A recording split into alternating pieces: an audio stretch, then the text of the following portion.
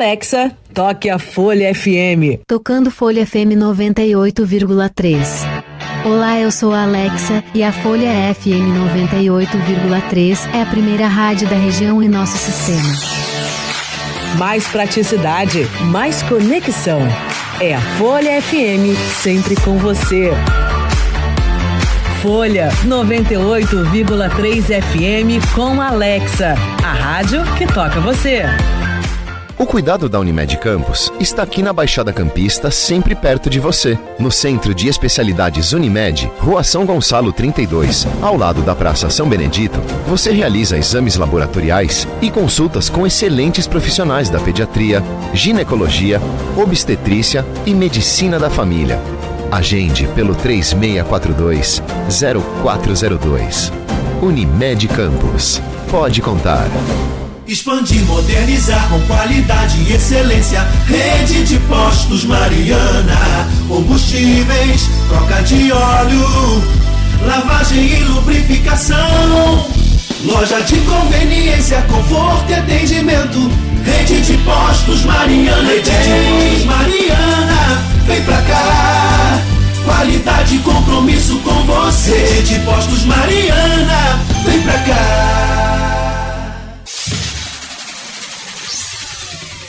Começa agora o Folha no Ar, primeira edição.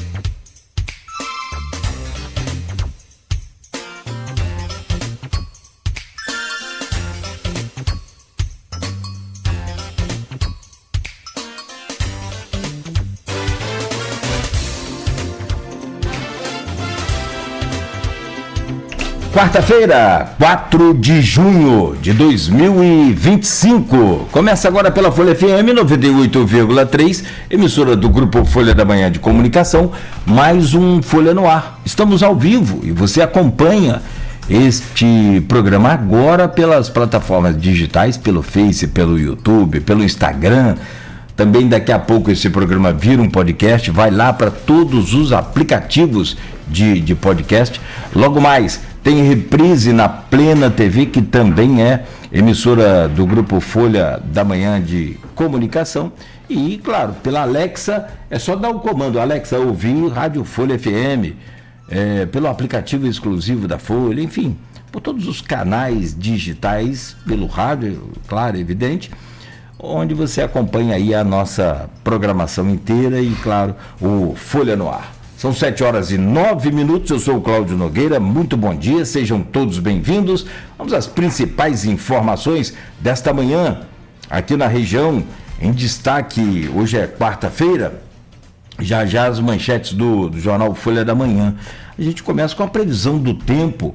Entrou um vento frio ontem, forte, aliás, já no início da noite aí, derrubou um pouco a sensação térmica, mas a temperatura não, continua aí, né, firme. Aliás, para hoje, o Instituto Nacional de Meteorologia prevê 29 de máxima com 20 de mínima. Agora aqui no centro da cidade faz 20 graus e não chove, não há previsão de chuva, pelo menos por enquanto, neste período da manhã.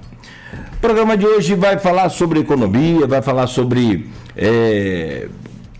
trabalho, geração de renda, vai falar sobre social, vamos falar sobre geração de emprego, vamos conversar também sobre o mercado de apostas no Brasil com o Azencleber Lopes Cansado. Ele é advogado e é presidente da Loterge, as loterias do estado do Rio de Janeiro.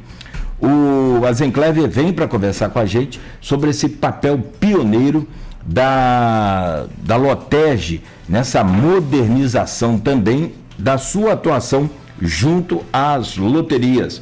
O retorno social, que é uma parte que, assim, particularmente eu conheço também um pouco, sempre muito intensa, muito bem trabalhada aí pela Lotege. Aliás, agora de volta aí ao Campeonato Carioca da Série A2, Cariocão, inclusive o Americano de Campos está já com o apoio da Lotege também. Isso é fundamental, é importantíssimo. Vamos falar sobre a geração de emprego com o projeto Terminais de Videoloteria, o VLT. No segundo bloco a gente vai comentar sobre isso, vamos saber dessa novidade, desse avanço aí também da Lotege. E por fim, claro e evidente, como todo órgão, e no caso esse é uma autarquia estadual vinculada à Casa Civil, né, do governo do estado, há uma preocupação muito grande em impor limites ao jogo responsável, não só orientar o apostador, como trabalhar isso fortemente na cabeça do apostador. E a gente aborda esse tema também com o presidente da Lotege, já com a gente aqui nessa manhã, e quero também, claro, na bancada hoje com o Aloysio Abreu Barbosa, agradecer aqui a presença do Pedrão aí, que é parceiro antigo do nem tão antigo também, né, Pedro? Senão quebra aí a corrente, né? É parceiro bom aqui do Grupo Folha. E o Clarimundo, que também está aqui com a gente nesta manhã de quarta-feira. Sejam bem-vindos. Já vamos começar e trazer o seu bom dia, presidente. E, claro, a gente começar essa pauta aqui no Folha no Ar. Rapidamente, as manchetes do jornal Folha da Manhã. E no oferecimento de Proteus, serviços de saúde e medicina ocupacional, qualidade certificada ISO 9001-2015, Unimed Campos, cuidar de você. Esse é o plano. Laboratório Plínio Bacelar e vacina Plínio Bacelar, cuidando bem de tudo que te faz bem. Com a vacina Influelda, que é a vacina contra a gripe especial para idosos. Ela é muito mais duradoura, protege muito mais. Então aproveite. Conheça aí a vacina Plínio Bacelar. Rede Mariana de Postos de Combustíveis, qualidade e compromisso com você. E Radmed Diagnósticos por Imagem, sempre à frente. Vamos lá, nas manchetes de hoje do jornal Folha da Manhã, hoje é quarta-feira, tem o jornal impresso Folha da Manhã. E é destaque aqui na manchete principal, como Folha antecipou, 4 vereadores voltam ao governo. Nomeações de Diego Dias, Fábio Ribeiro, Leon Gomes e Vainer Teixeira abriram vagas para suplentes. A matéria completa está aqui na página 3 do jornal Folha da Manhã, já desde cedo aí nas bancas e também nas casas dos assinantes. Tráfego de veículos pesados volta a ser proibido em Campos. Medida gerou reação, enquanto a estrada dos ceramistas segue interditada para obras sem o pare e siga. Democracia é debatida na 12ª Bienal do Livro. É destaque aqui na Folha 2, capa, imersão cultural que está acontecendo em Campos, a 12ª Bienal do Livro. E a programação, o diretor da Folha, o Aloysio Abreu Barbosa, que está aqui com a gente hoje nessa bancada, debateu o tema Democracia é uma construção durante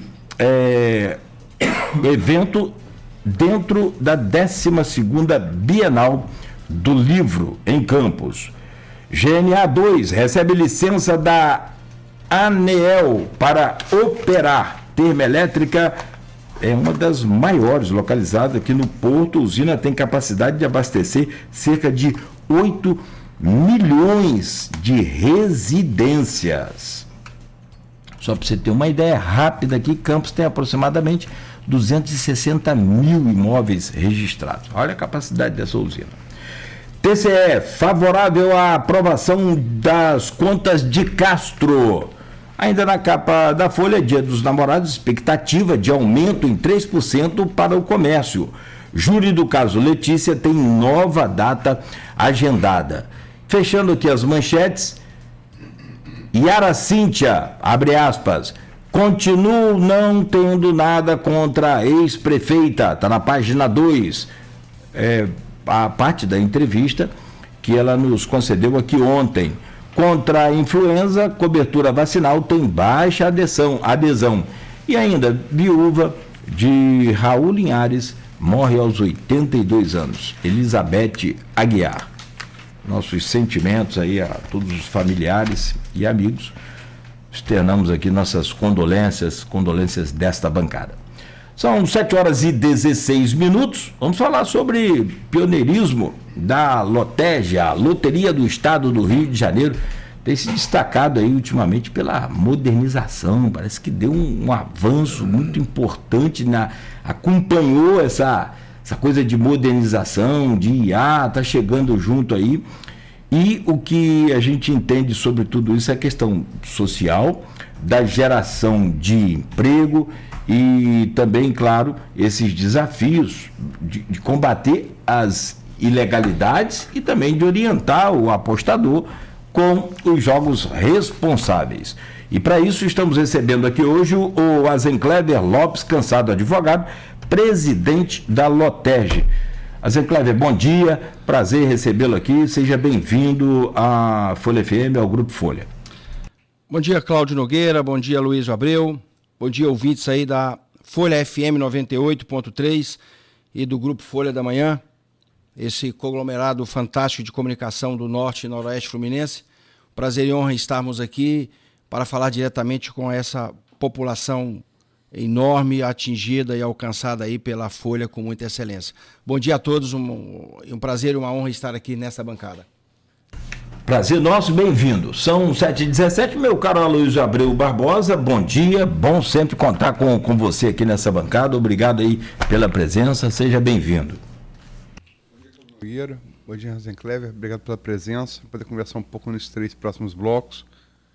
Bom dia, Beto, bom dia, Pedro, bom dia, Clarimundo, que estão aqui nos estúdios. Bom dia, sobretudo, você, ouvinte e telespectador do Folha no Ar nas redes sociais, que nos acompanha aí em streaming. Azenclever, vamos falar um pouco da história da LOTEG. Ela está perto de completar agora meio século de vida. De que hoje, fala um pouco dessa história e de que hoje se consistem as atividades da LOTEG. Bom dia. Bom dia, Luísio. A LOTEG é a mais antiga e de maior destaque loteria estadual e funcionamento no país. A LOTEG é uma fusão da Loteria do Estado do Rio de Janeiro e do Estado da Guanabara, quando é a fusão dos estados, e isso remonta a 84 anos atrás. Sempre foi uma loteria de vanguarda, de protagonismo, de defesa da autonomia e da exploração dos jogos pelos estados, e sempre trouxe a apresentação de novos produtos na era que chamamos de produtos físicos, como era e é ainda a Raspadinha, a Instantânea e a Rio de Prêmios. E assumi a presidência da LOTEG em julho de 2022, a convite do governador Cláudio Castro, para dar uma virada de chave, uma modernização da LOTEG e transformá-la numa empresa digital com a exploração que até então não havia dos jogos online, do mercado de internet, das novas opções de mercado que há desde aí a pandemia, que houve essa explosão do entretenimento via internet, e o Estado do Rio de Janeiro, como um dos maiores índices de conectividade dos lares, são mais de 97% dos lares do Estado do Rio de Janeiro com uma excelente conectividade, que proporciona, então, uma exploração dos jogos e loterias no ambiente online e, desta forma, gerar novos recursos para a aplicação no social, para melhorar a vida da população, que é o âmago, que é a razão de ser de qualquer loteria estadual. Você falou em mais de 80 anos de fundação. Na minha pesquisa, seriam 50 anos. Como é que essa conta... Com a fusão das duas loterias e a loteria da Guanabara, mas a então loteria do Rio, a primeira loteria no Fluminense remonta a 84 anos. Tá. Então, é essa história que nós carregamos. Então, quando eu cheguei aqui na Lotege em 2022, nós ainda recebemos, por exemplo, na nossa equipe, nós ainda tínhamos servidores, né, que vinha da loteria do estado da Guanabara. Então, quando a fusão dos estados, na década de 80, houve a fusão natural dessas loterias, então a gente carrega uma só história e uma só memória, né, das duas loterias. Podemos entrar nessa parte já de modernização, se contando essa história, porque assim, a tradição de 84 anos conta muito num momento como esse.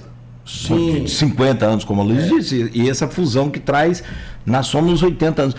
Porque você traz hoje aí, e houve assim, o Marco Zero, na tentativa de regularizar, de controlar essas bets, essa coisa toda, mas você traz uma diferença, a Lotege traz uma diferença em relação a essas, todas bets e todos esses jogos eletrônicos, ou digitais, digamos assim, por essa criatividade, essa credibilidade. Como é que você usou a sua criatividade nesses 3 anos que você está? 2 anos e pouco, né? Quase 3 anos. Para alavancar nessa parte tecnológica.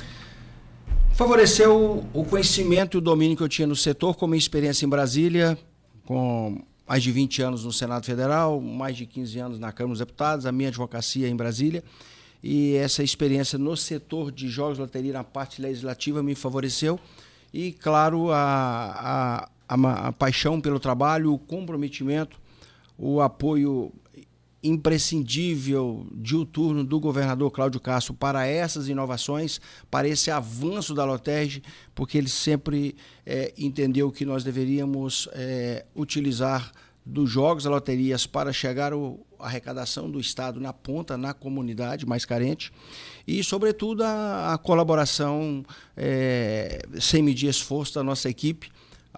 Com esses 84 anos, você tem uma história interna corporativa da Lotege, e nós temos servidores apaixonados pelo que fazem, que amam a Lotege, que defendem a Lotege, e eu encontrei esse ambiente de apoio, e mais o apoio da Casa Civil, o apoio do governo, nos permitiu realmente esse avanço histórico, que fomos a primeira loteria no país a regulamentar a aposta esportiva de cota fixa. Nós remontamos em 2018, final do governo Michel Temer, quando então foi sancionada a Lei 13.756, que passou a ser chamada de Lei das Bets. Nessa Lei 13.756 foi criada então a modalidade de aposta esportiva de cota fixa, que é a aposta em esportes no Brasil, especificamente em futebol. Com essa paixão que há pelo esporte, e os brasileiros começaram então a conhecer a forma de apostar via celular, via smartphone, nesse ambiente de tecnologia, no futebol principalmente, e aí veio a Premier League, veio os jogos internacionais, as seleções, vôlei, basquete, todos os esportes. E chegou na época da pandemia, e a maioria das pessoas reclusas em casa, na maioria das cidades, sem muita opção de entretenimento. Também coincidiu naquela época do crescimento da internet em todo o Brasil, do acesso pela internet, né? Na época o 3G, que depois 4G e hoje 5G. Então, com os celulares e também os celulares, os smartphones, os tablets, que naquela época já um computador, né? Que você carregava no bolso, um mega computador que você carregava no bolso, todo esse ambiente que veio ali na pandemia favoreceu a expansão dos jogos online em todo o planeta, e no Brasil não foi diferente. E essa modalidade, criada em 2018 pelo Congresso, sancionada pelo presidente Temer, que trouxe então a aposta esportiva, que foi a Lei das Bets, a lei dizia que deveria ser regulamentada essa modalidade em 2 anos prorrogáveis por mais 2, em até 4 anos ter a modalidade prorrogável. E durante esse período ser regulamentado. E nessa omissão da União, omissão do Executivo, da Federal principalmente, em regulamentar, nós tivemos então um mercado não chamado mercado cinza, que a modalidade do jogo existe, ela deixou de ser crime, mas ela estava na ilegalidade porque ela não estava regulamentada. E aí tivemos esse mercado de expansão no Brasil, que ali em 2018, com poucas dezenas de de empresas de bets no Brasil, nós viemos uma explosão aí para centenas no começo dos anos 2000 e logo em seguida chegamos a milhares de casas de aposta esportiva de bets no começo do ano ali por volta de 2002, 2003. E aí com essa expansão, sem recolher nenhum imposto, o que traz maior capital de giro, zero de imposto municipal, que a gente não tinha os quinais na Receita Federal, não havia modalidade regulamentada, sem CNPJ no Brasil, sem emprego formal no Brasil, sem geração de emprego formal, sem geração de capital, sem a circulação do capital aqui, todas com empresas offshore lá fora, inclusive as empresas brasileiras de brasileiros, que eram em sua minoria até então, hoje a maioria, funcionando com offshore, principalmente em Malta, Gibraltar, Luxemburgo, nesses países de paraíso fiscal, havia então essa transferência do capital brasileiro, através dessas offshore, para esses paraísos fiscais. E aí houve, então, essa explosão do marketing na mídia e as bets tomaram as camisas dos clubes de futebol, com os patrocínios que até então, no começo dos anos 2000, ali por volta de 2000, 2001, uma empresa de varejo que pagasse 3 milhões ao ano ao Corinthians, ao Palmeiras, ao São Paulo, ao Flamengo, ao Fluminense, ao Vasco, passou a receber ofertas de 7 milhões, mais que o dobro por um ano. Os contratos foram rescindidos, as bets chegaram, começou então um canibalismo entre eles e de repente um ano você tinha clube recebendo 20 milhões de reais por ano por um patrocínio master e que hoje já beira 200 milhões de reais ao ano, além de pagar os salários, as transferências, os bônus dos jogadores. Então as bets vieram, nós vimos lá atrás no futebol mundial aquela geração dos automóveis, que fossem os clubes italianos, que na época era a liga mais forte, ou os ingleses, depois os portugueses, e os brasileiros com os times de futebol na camisa, no peito. Daí a pouco viemos a Parmalat, a Danone no mundo inteiro, os times passaram a ser, então, garoto propaganda das empresas de iogurte e de leite. Daí a pouco tivemos também a geração das televisões, que era a Philips, a Philco, né? Todas essas marcas até então, Gradiente, tivemos todas essas fases.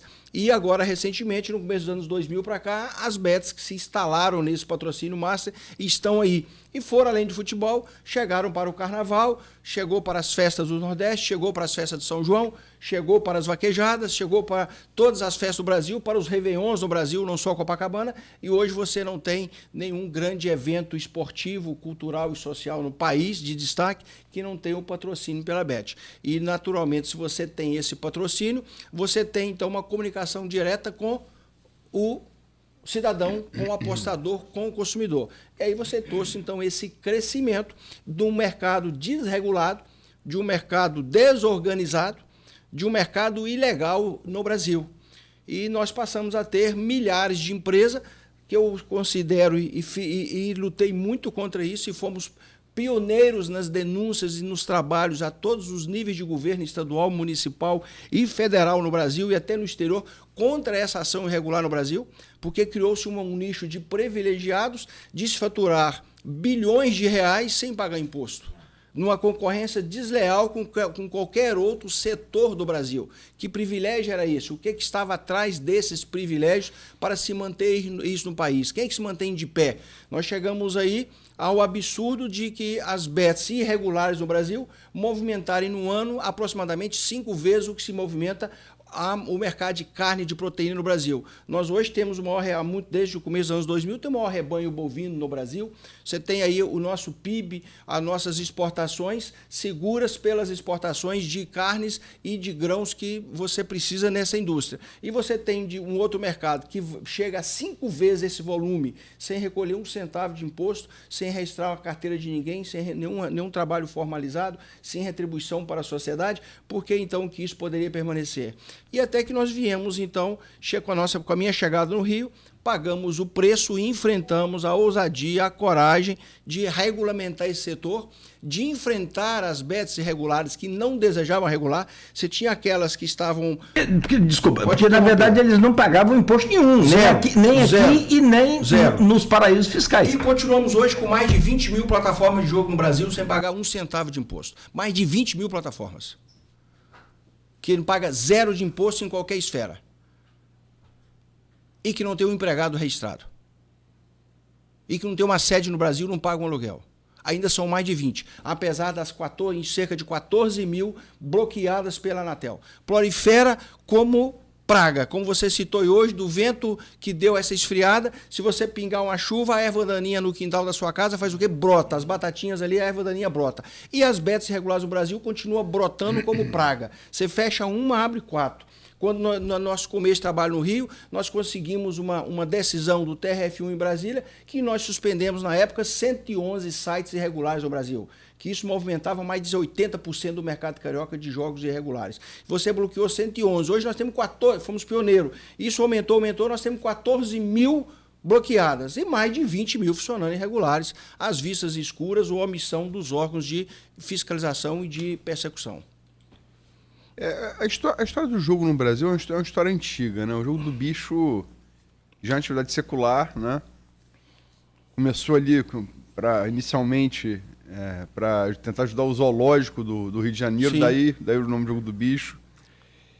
É uma história enfim, tem um documentário que eu recomendo na Globoplay sobre título...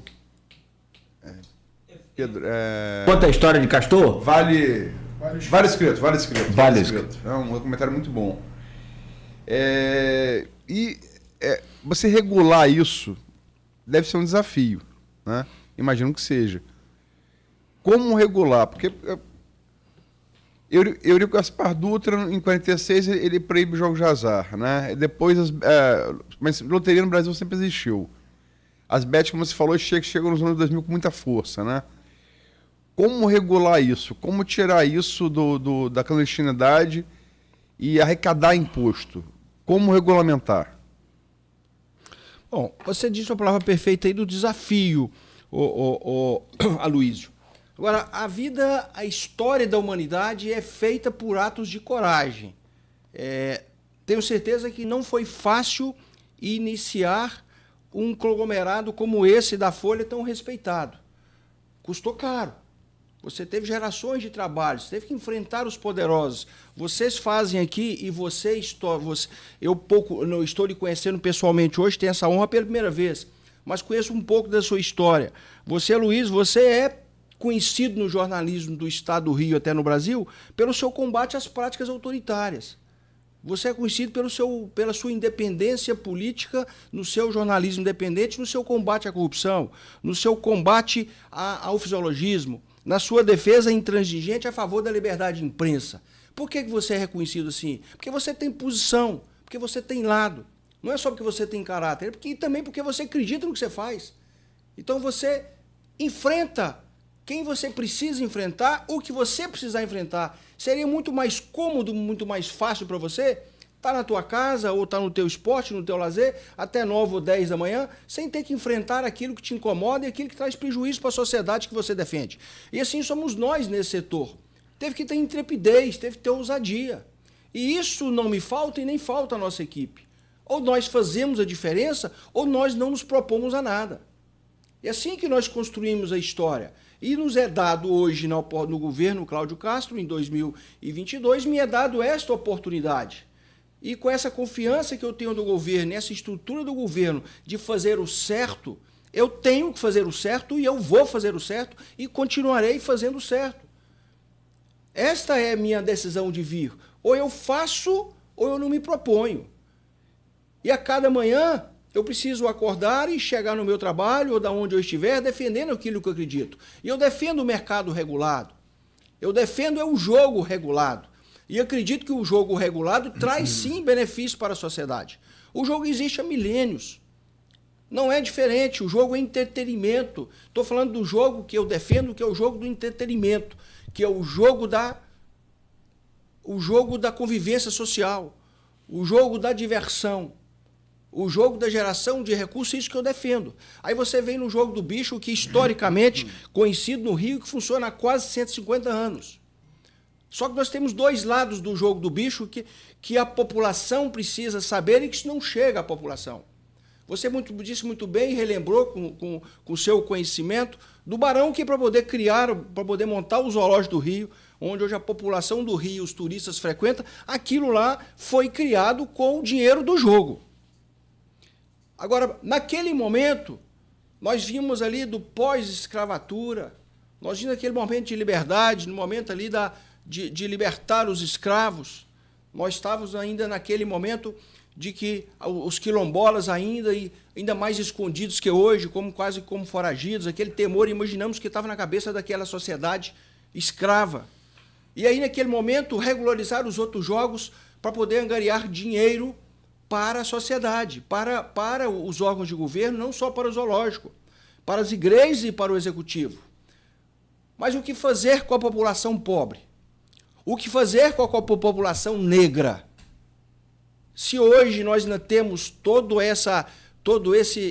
esse racismo, esse preconceito enraizado na nossa cultura, por mais que a gente lute, assim como o machismo, por mais que a gente lute, isso está impregnado ainda na nossa geração, na nossa cultura, na sociedade brasileira. Imagina aquele ano, 132 anos atrás.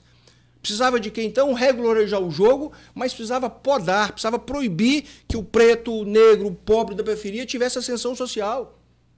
E não estamos falando em ganhar R$1 milhão ou 200 milhões na Mega Sena, não. Estamos falando naquela época um dinheiro suficiente para ele comprar o seu primeiro cavalo, para ele comprar a sua primeira carruagem. Não existia nem micro-ondas e muito menos forno elétrico. Era o básico da casa dele, de trocar o adobe por uma pintura. Mas isso você não podia dar essa ascensão ao pobre, ao preto, ao negro. E aí, se você estigmatizou, o que a periferia joga? Que ainda as comunidades de periferia que nós temos hoje, tirando que houve ascensão social, o que aquela periferia jogava? Jogava o jogo do bicho, que foi criado pelo governo para arrecadar dinheiro para o zoológico. Só que essa população tinha que continuar à parte. Essa população tinha que continuar estigmatizada. Então o jogo dessa população tinha que ser crime. Hoje é contravenção e era crime. Porque você tinha que manter isolada, você tinha que desincentivar. Agora, a classe média ou alta da época, a aristocracia, os emergentes, isso aí você tinha já os salões dos grandes hotéis da época, dos salões sociais da época, para julgar todos os outros jogos legalizados, além do jogo do governo, historicamente, com a Caixa Econômica Federal. E isso é no mundo inteiro. Se você for remontar lá a Idade Média, seja lá milênios atrás, seja na China, na Grécia, na Mesopotâmia, Babilônia, onde for, ali o governo controlava os jogos. Cadê a história do pão e circo de Roma? É o que se repete. E aí, 132 anos, você dava o circo pro pobre, que era o jogo do bicho. Mas você não podia dar o pão, que ele comprou o pão com o próprio dinheiro. Então tinha que ser o crime, dava para ele o que era irregular. E aí você tivemos ao longo desses milênios os governos que manipularam a legalização dos jogos de acordo com o benefício do próprio governo. De legaliza, torna ilegal, mas sempre gerando. Você pega Portugal, com o grande terremoto que destruiu Lisboa, que destruiu Porto. Como é que foi reconstruído Portugal? Através da arrecadação de jogos. O governo precisava arrecadar dinheiro, como era para o zoológico aqui, essa mesma cultura portuguesa que nós tivemos. E não estou fazendo crítica a Portugal, estou fazendo um contexto histórico, e você é um poeta, um escritor, você conhece de história muito mais do que eu. E aí aquela cultura que a gente veio aqui de construção do zoológico no Brasil, das quermesses de igreja, para construir igreja com bingo, de pintar igreja com bingo, também não estou criticando, estou fazendo um contexto. Você teve em Portugal no grande incêndio, de quase 400 anos atrás, que destruiu Lisboa, que destruiu Porto. E como reconstruir o Portugal naquela época? Com jogo. E como fazer esse jogo com segurança para o dinheiro chegar no cofre do governo, para reconstruir as cidades? Vamos entregar para a Santa Casa de Misericórdia, o maior hospital de Portugal. Mas o hospital não cuida de jogo, mas ele tem um provedor, ele tem um controle do governo federal, e ali o dinheiro vai chegar onde precisa. Se entregou o jogo quase 400 anos atrás para a Santa Casa de Misericórdia em Portugal. Você imagina o Brasil, as Santas Casas nossas que estão falidas. Se tem alguém de uma Santa Casa de qualquer rincão do Brasil me escutando agora, nos ouvindo, sabe muito bem o que a Santa Casa passa no Brasil desde o final dos anos 80. Você imagina o Brasil, uma Santa Casa dona de uma loteria. E lá na Europa, o maior operador de jogo de Portugal é a Santa Casa. É o hospital. Um dos maiores operadores da Europa de instantânea, que é a nossa raspadinha, é a Santa Casa. Nós estamos falando de 8 bi de euros de lucro ano. 8 bi de lucros de euro ano. Isso mantém o hospital, isso toca o hospital. Muito bem. Então, se você reconstruiu Portugal ali com o dinheiro do jogo. E isso é historicamente o jogo utilizado de acordo com a necessidade. Então, por que, que o jogo do bicho no Brasil precisa continuar irregular? Nós já perguntamos para os empresários dos jogos, para os herdeiros desse espólio ou para os novos empresários desse setor, se eles querem pagar imposto? Você não pode nem perguntar, porque é proibido eles pagarem imposto. Você perguntou para eles se eles querem registrar seus empregados? Como, se eles não podem ter um KNAI para isso? Você perguntou se ele quer abrir uma loja legalizada com a placa na... Como, se ele não pode? Então ele fica vítima da sociedade. Ele continua estigmatizado. Ele é um contraventor, não é por natureza. Ele é um contraventor por imposição.